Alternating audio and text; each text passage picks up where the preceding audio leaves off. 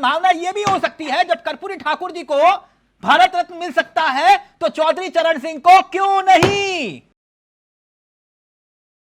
इतना भी तय है। लेकिन एक बात ये बताओ कि जयंत चौधरी को पंडित जी मिलेगा क्या, आपके साथ आके क्या मिले, क्या मिले? जयंत चौधरी को हमारे साथ आके उनका भविष्य सुरक्षित है ना, आप ये देखिए ना, क्योंकि अब जो सीटें हाँ, जो ये अन्य दलों के साथ गठबंधन कर रहे थे, हाँ, उस गठबंधन पे कहीं ना कहीं उनका भरोसा नहीं है भाई। नहीं है भरोसा, क्या होता है वो मुझे मालूम है, आपको भी मालूम। भरोसा छोड़ दीजिए ना, जब आप पीडीपी के साथ सरकार बना सकते हो तो कुछ भी हो सकता है इस देश में। मैं इतना जानना चाह रहा हूं बस आपसे कि आप क्या दोगे जयंत चौधरी को, जो ये दे रहे थे उससे ज्यादा क्या दोगे आप? नहीं तिलक जी, आप ये देखिए कि राजनीति संभावनाओं का क्षेत्र है और संभावनाओं से इनकार नहीं किया जा सकता, ठीक है।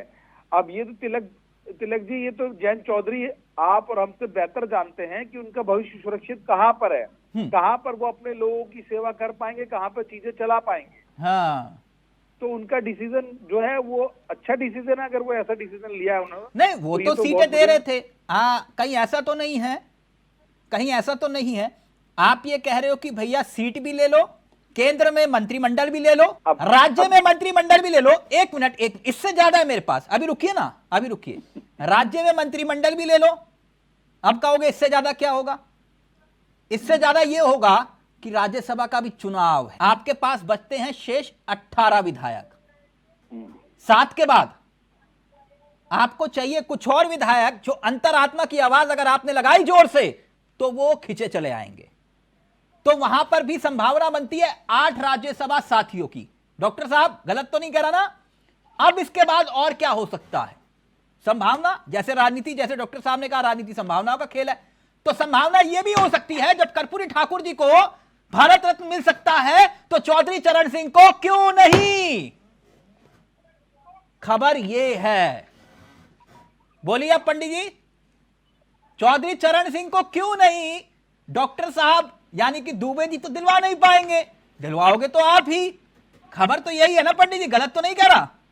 अब तिलक जी, अब आपकी खबरें का आधार क्या है आप खुद जानते होंगे इस बात को, पर मैं तो यही कह सकता हूँ कि ना ना ना, बोल तो गलत है, मैं चाहता हूं आप बोलो ना ये गलत है। नहीं नहीं नहीं नहीं, मैं कैसे, मैं कोई भी ऐसा शब्द नहीं बोल सकता जिसका मतलब ना हो।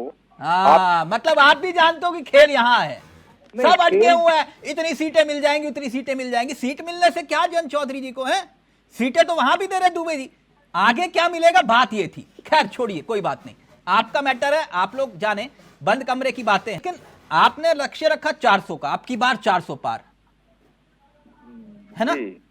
अब की बार 400 पार आपको नीतीश जी भी चाहिए, आपको ओपी राजभर जी भी चाहिए, आपको अनुप्रिया पटेल भी चाहिए, आपको संजय निषाद भी चाहिए, आपको अकाली दल भी चाहिए। कुल मिलाकर अब तो 38 से भी मामला पार हो गया ना, और फिर आप कहते हैं कि एक अकेला सब पे भारी। तिलक भाई, आप बड़े अनुभवी पत्रकार हैं, आपका अनुभव बहुत अच्छा है, और ये तो आप भी समझते हैं। तो कोई भी ये व्यक्ति ये नहीं चाहता कि उनकी पार्टी के कार्यालय में ताला ही बंद हो जाए। अच्छा, तो कल क्या स्थिति बनेगा हवे प्रदेश में, देश में? तो इसकी जानकारी ना आपको हो सकती ना मुझे। नहीं, कल की गारंटी तो कोई भी नहीं ले सकता, और खास तौर पर राष्ट्रीय लोक दल की तो कौन लेगा सर? वो मामला तो आपका पुराना ही, सब साथी हैं। असल में गठबंधन में बहुत लोगों को त्याग करना पड़े, बहुत लोगों को तो आप कर लेते ना त्याग, किसने रोका था? नहीं, वो तो बैठ के सब बातें होंगी। जिस क्षेत्र में जिसका प्रभाव है, जिस सीट पर जिस नेता का प्रभाव है, तो वे लोग लड़ने चाहिए, तो यही गठबंधन का तरीका भी होगी।